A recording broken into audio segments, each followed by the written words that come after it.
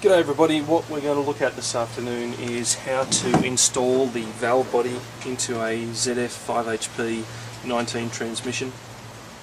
Before you put the valve body in, if you disassembled the whole transmission, you would obviously need to put in the two oil pump tubes as well as a spring and this brass piece for the pressure control valve in there. Also, if you'd removed the input speed sensor, that would also need to be put in. But then we're going to put in the valve body. When I put in the valve body, I'm going to have all of the electrical connections attached to it. Now, when I put the valve body into the transmission, if it's like this, it's actually a relatively simple task. However, if it's in the car, then the valve body itself is actually quite heavy. So my suggestion is that you would have a floor jack sitting underneath here and gently raise the valve body into position whilst lining everything up, so we don't damage any of these faces here on the transmission or on the underside of the valve body.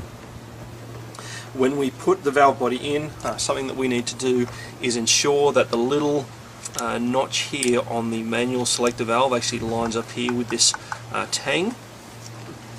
So what I'm going to do is gently lower that down. Make sure that I may have to move that shaft a little bit so it's in the right position. And then once that's slotted, I'm going to line up the holes at the front here, make sure everything's in the right spot. And then once it's there, I can just gently push it down.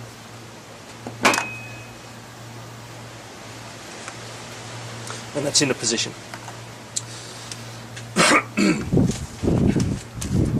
Once that's in position, we can start to put in the bolts. I won't actually put in a whole load of these, so you don't have to watch me do that. I'll just put in a couple.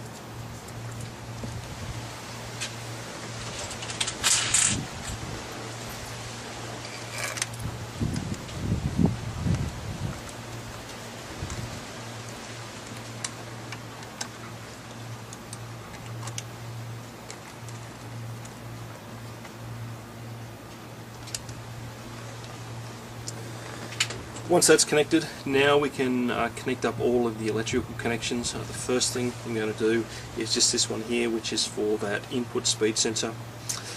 That just gets pushed straight in there and then just clipped onto the little lugs on the top of the valve body. The next one is going to be the output speed sensor, which is down here.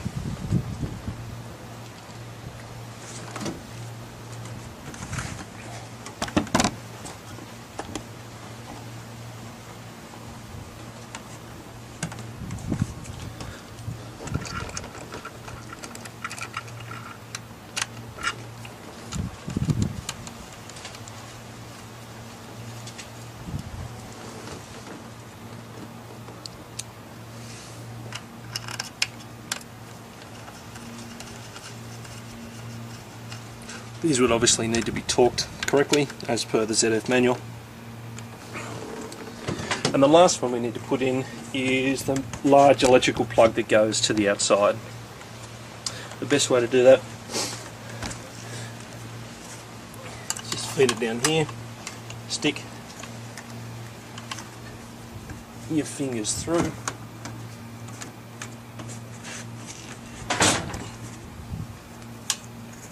And then just from the inside, just push it into place. Make sure you look down here, it's pretty obvious if it's not flush. And then once that's in, then we can just put on that clip to make sure that doesn't come out.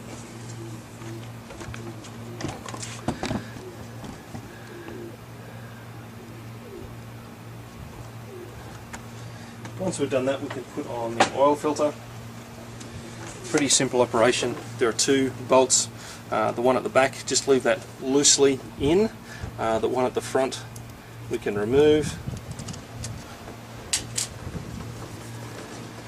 I'm just going to slide our new filter. Obviously this one isn't new, but you would put a new filter in there and then just push it in.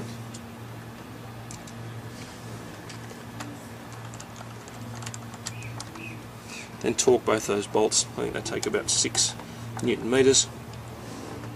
And then once we've done that, we would get our pan. We put a new gasket, obviously around the outside, clean out our pan, make sure the magnets are nice and clean, and then put it on.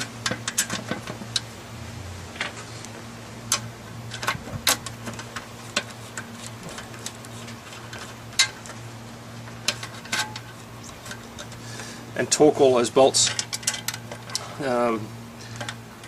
I think the Bentley manual talks about using blue Loctite on these to ensure that they don't vibrate loose. I've heard of people on the forum actually saying that they've had issues with this, with leakage, after not actually having used a Loctite, so I would suggest you do that. Once everything's on there and torqued, again these I think take 6 Newton meters, then we're going to obviously have the fill plug tightened and torqued. We're going to go down to our fill plug, which is the one down here. We're going to use a pump and a tube to fill the transmission up with fluid until it just starts to leak out of here. Then what you're going to do is put that back in. Jump into the car, start the car, and then put your foot on the brake and move the gear lever through park, drive, reverse, etc. a whole bunch of times. They say leaving it in gear about 3 seconds at a time, and what that's going to do is fill up the entire valve body, etc.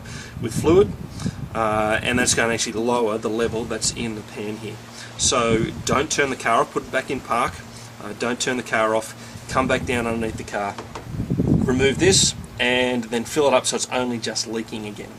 Now the correct temperature, as per the little sticker here, is between 30 and 50 degrees, so ideally about 40 degrees Celsius. Best way to tell that, if you don't have the diagnostics connected to your car, just put your hand on the pan. If it feels just gently warm, then that's about exactly the right temperature. You should be filled, so again it's only just dribbling out of here at the right temperature. Then you can put that back in and then torque it, and only once that's plugged again and torqued, then go and turn off the car. If you turn off the car whilst this is out, a whole bunch of fluid is actually going to flow out, so it needs to be going when you actually torque this for the final time. Okay, I hope this helped.